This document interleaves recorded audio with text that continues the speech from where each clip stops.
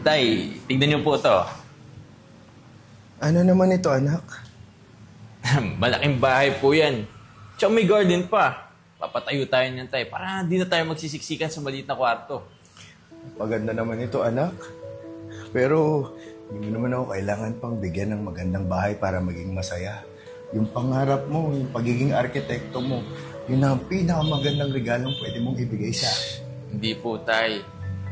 Gusto ko lang naman pasuklihan lahat ng mga sakripisyo niyo eh. Ako po, magiging arkitekto ko. Magbilang angel ka sana, anak. Tapusin mo ha, huwag kang sumuko. Tsaka kahit anong mangyari, pangahawa ko kayang pangarap.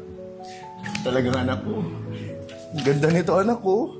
Ito yung garden, di ba? Oo po. Ganda nga. May mga salamin yan. Uy, maganda, oh. Parang hirap naman linisin, no? Saan na ba yun?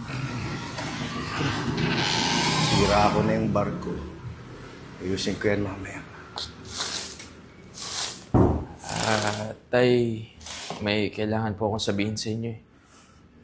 Hindi ako sanay na seryoso yung itsura mo. Ano naman yan, anak? Tay, si Eya po buntis. Ano? Anong pinagsasabi mo? Di ba kabiling-bilinan ko sa'yo, huwag kang magpapadala sa tukso, tapos ganyan, nakabuntis ka? Paano na yung mga pangarap natin? Tay, alam ko naman po yun eh. Pero responsibilidad ko po si Eya. Pinagsasabi mong responsibilidad, paano yung mga plano mo? Yung mga pangarap natin, yung mga pangarap ko sa'yo, darating lang, sisirain ng batang yan yung buhay mo!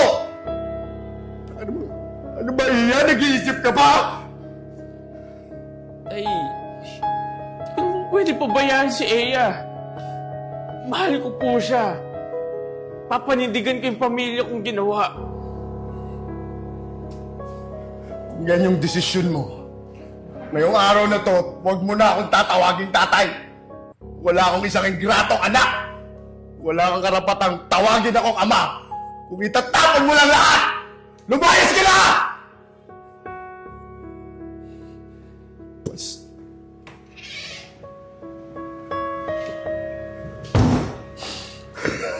Bakit yan?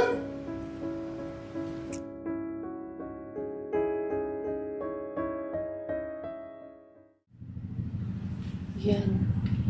Paano na tayo ngayon? Hindi ba't ang hirap na ng buhay natin? Huwag kang mag-alala. Kahit pa gaano kahirap yan, gagawin ko lahat para sa inyo ng anak natin, ha?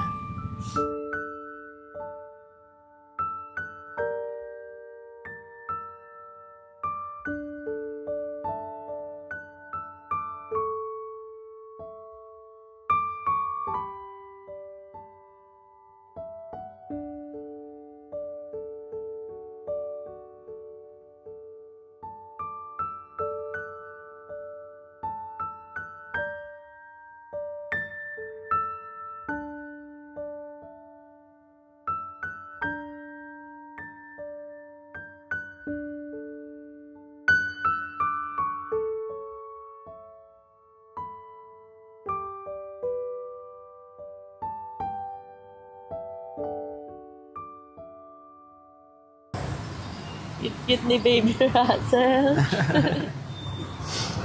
Grabe na. Kumukha mo si Baby Russell natin.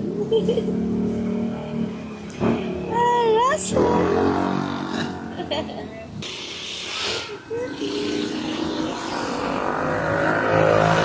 Yan?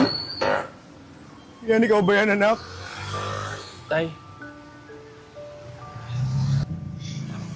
Tay. Kaya pakilala ko nga po pala sa iyo si Russell. Apo niyo. Sino ba yung apo ko? Cute naman ang apo ko. Napaka-inosente niya. Pasensya ka na, ha? Hindi ka natanggap kagad ni Lolo. Tay, sana tanggapin niyo po kaming pamilya ulit. Anak, sana mapatawad mo ko. Napapagod na ako. Ayoko nang magpatuloy na may galit sa puso ko. Pamilya tayo, anak. Nasakit mo.